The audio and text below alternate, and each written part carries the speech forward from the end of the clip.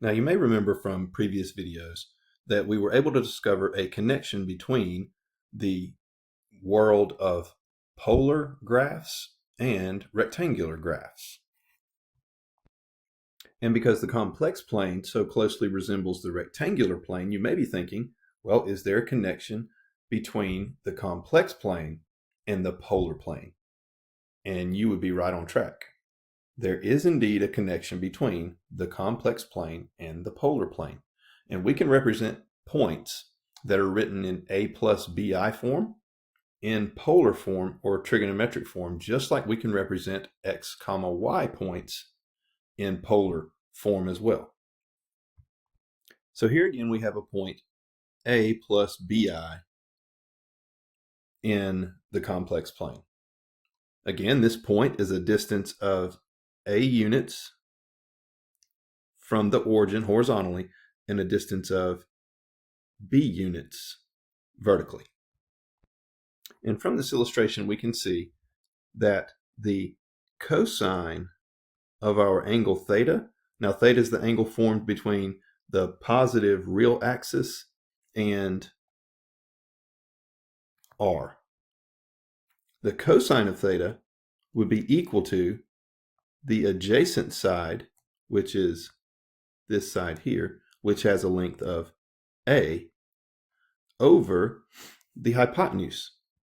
And the hypotenuse is just our modulus, r. Well, if we solve this for a, we would get that a is equal to r cosine of theta. So in the complex plane, the a of our a plus bi can always be found in the polar plane as r cosine theta.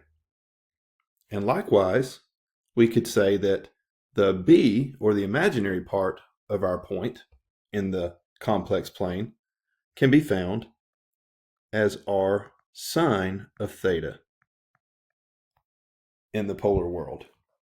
And that's where these two definitions come from.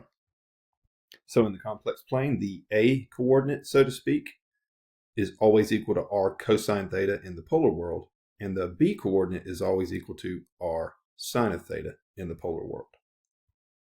And since that is true, we can say that any point in the complex plane, z, can be written as r cosine of theta, that's our a, plus r sine of theta, which is our b, times I.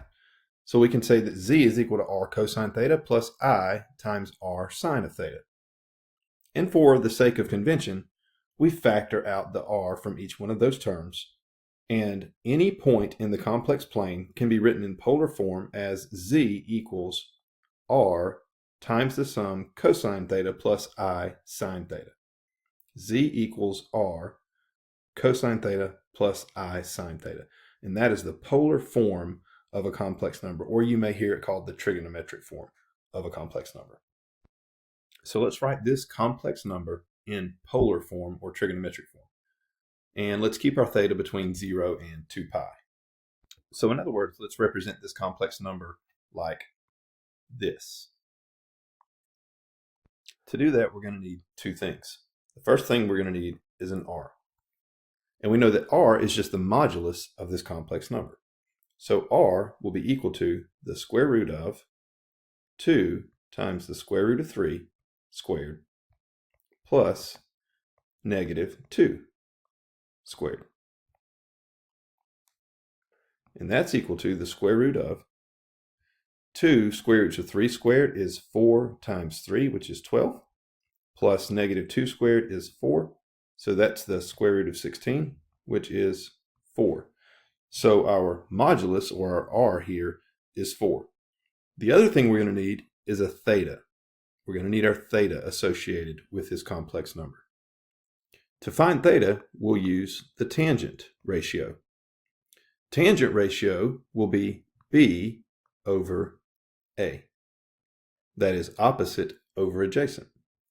So we know the tangent of theta has to be equal to b over a. b is negative 2. A is 2 times the square root of 3. When we simplify, we get negative 1 over the square root of 3. Now, if that's not a familiar number to you, we can rationalize it by multiplying numerator and denominator by square root of 3, and we'll get negative square root 3 over 3. Tangent is negative in quadrant 2 and quadrant 4, so there are two angles between 0 and 2 pi that have a tangent value of negative root 3 over 3. The angle that has a tangent value of negative root 3 over 3 has a reference angle of pi over 6 in the first quadrant. So we have to use that reference angle of pi over 6 to find the second quadrant and the fourth quadrant solution.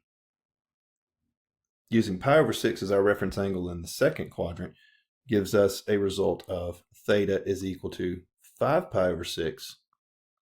And using pi over 6 as our reference angle in the fourth quadrant gives us a result of theta could be 11 pi over 6. So there are two results to this equation, 5 pi over 6 and 11 pi over 6. The question is, which one of those angles is going to get us to where we need to be in the complex plane? Well, we'll notice that our given point in the complex plane has a positive a value and a negative b value. A positive a value and a negative b value lands us in quadrant 4. So the angle that I use has to be a quadrant 4 angle. So that means 5 pi over 6 will not work for us. The angle that we have to choose here is the fourth quadrant angle, 11 pi over 6. So we have a modulus of 4 and a theta of 11 pi over 6.